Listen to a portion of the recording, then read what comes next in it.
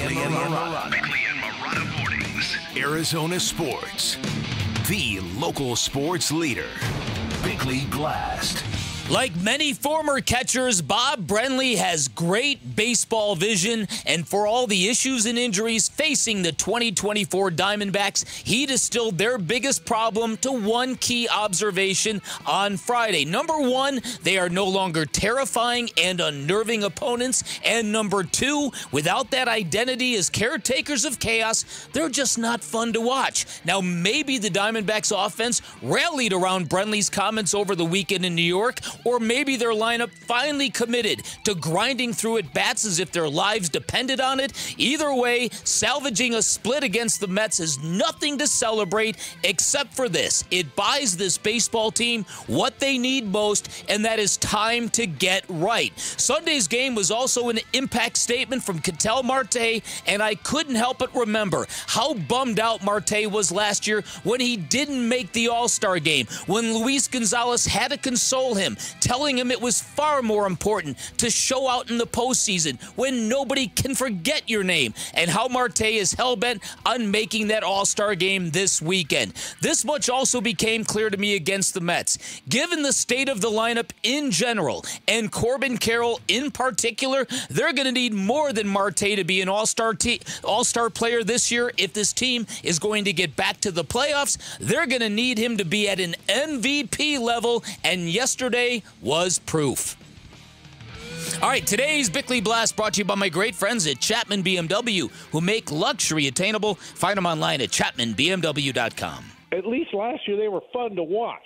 Yeah. You know, we had guys that burned on the bases. We had guys that would take their walks, pass the baton, all those cliches that we like to use talking about building innings, putting pressure on the opposing pitcher and catcher and defense. I mean, how many games in the early part of the season last year did other teams just fold when the D-backs started creating chaos? It was fun to watch these teams crap down their legs because they didn't know what to do about the Diamondbacks. Exactly. That was Bob Brenly on our show on Friday talking about the state of the Arizona Diamondbacks. A poet, really. He's a poet. Yeah, there's no doubt. Yeah. That's poetry, right? Watching a team crap down its leg. Listen, but there's truth in this, and it gets beyond just their identity. It gets to exactly how we feel about them as an audience. And again, we hyperfixate on this because, as I say many, many times, watching and covering sports fans is almost and can be more interesting than actually watching and covering athletes because we're out of our freaking minds. This is true. So, and what appeals to a sports town? I think we've seen the formula here. You got to be good and you got to be entertaining at the same time. One will not do it. You need both. And I think this is something that the Diamondbacks had. They had great tailwind coming into this year. They did. And that tailwind's kind of gone. And it's not necessarily their fault. The injuries that they've had to deal with, cruel and unusual. But we're all hoping that, and we've got a little bit of clarity, that Zach Gallen is probably going to be the first starting pitcher back out of the three that are currently injured. Mm-hmm. And Edward Rodriguez is going to be somewhere near the All-Star break, and nobody quite knows what the deal with Merrill Kelly happens to be. But if they can get this rotation together by mid-July, and if they're in spitting distance of 500, you're going to feel good about them. That's the thing, though, is we're 6 weeks away from middle of July, and that's 6 weeks for some team. Now, it could be the Diamondbacks, even, as currently constructed, that find some separation. And I agree with you. Celebrating a 4-game split with the Mets is not the biggest deal in the world. Should we be making it a big deal? Mm-hmm. Well, no, the Mets were reeling coming in. They were playing terrible baseball. They were falling apart at the seams, necessitating a players-only meeting. They won the first 2 games of the series. The Diamondbacks mitigated that. They won the last 2 games. But we keep talking about what is going to be the turning point for this team. What is going to be the spark, the impetus, whatever word you want to use. Mm-hmm. And maybe sometimes it's as simple as getting into a different month. And it's only 2 games. They've played 2 games in the month of June. But they've scored 15 runs, mm-hmm. which is the most in baseball in that 2-game span.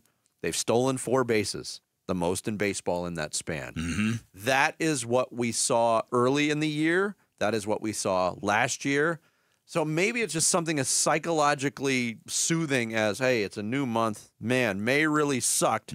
Let's take care of this in June. Maybe it's not. Maybe what we're seeing over these 2 games is a fluke, but at least you have a little bit of momentum going into a home series against the Giants. Yeah, and then there's the thought that what I say about Ketel Marte, I think it's pretty clear that he's going to have to be that dude for them this year. And he got on base all 5 times yesterday.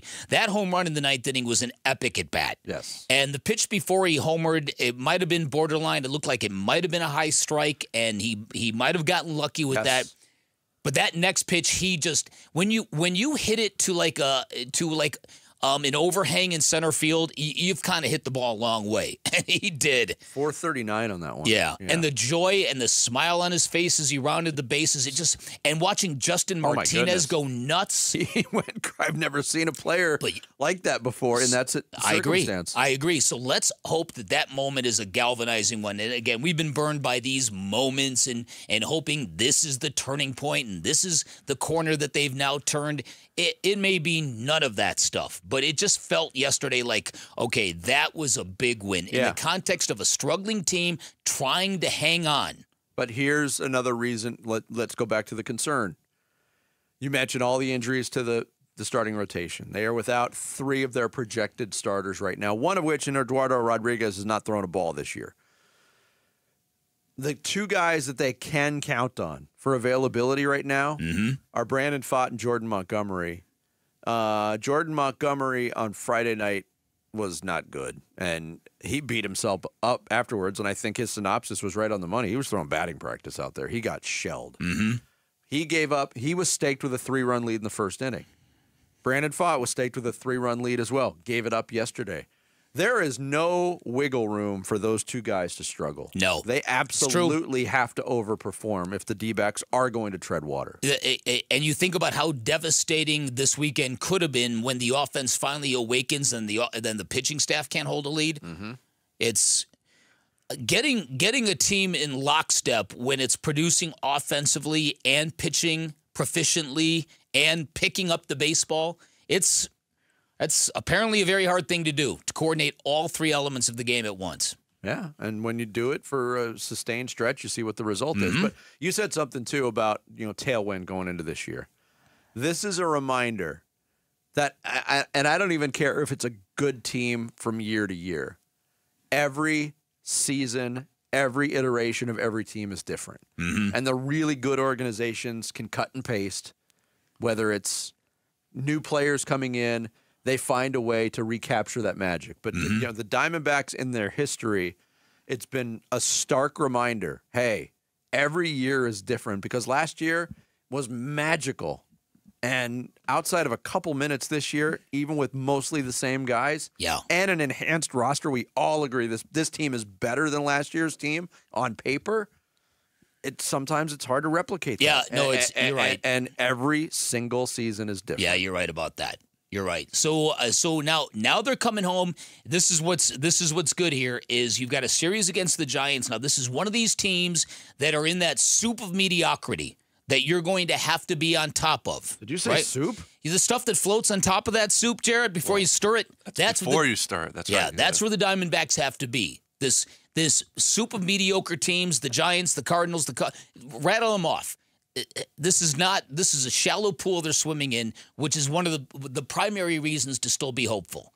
If you are around 500 in September or even at the end of the year, you're getting into the playoffs. And then the Diamondbacks can vibe on that again. We're going to be that team again. And that's the idea is also you stay at 500, you stay in the playoffs, and then all of a sudden when the trade deadline comes around, you might not make any actual trades, but you're adding all-star after all-star in theory when Gallen and Merrill Kelly and knows with Eduardo Rodriguez, but when all those guys finally join the lineup, join the team. And I hate to be this guy again because the Diamondbacks certainly benefited from it last year, but being 500 is basically the barrier to making the playoffs now. Do you think there's too many teams that make the playoffs? Yeah.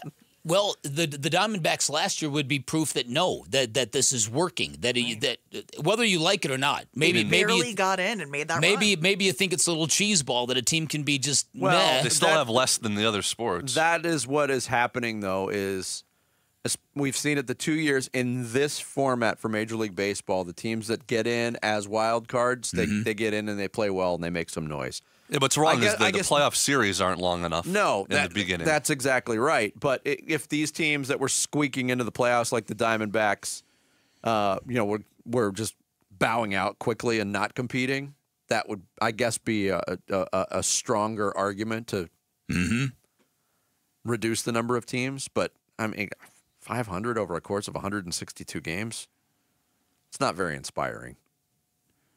No.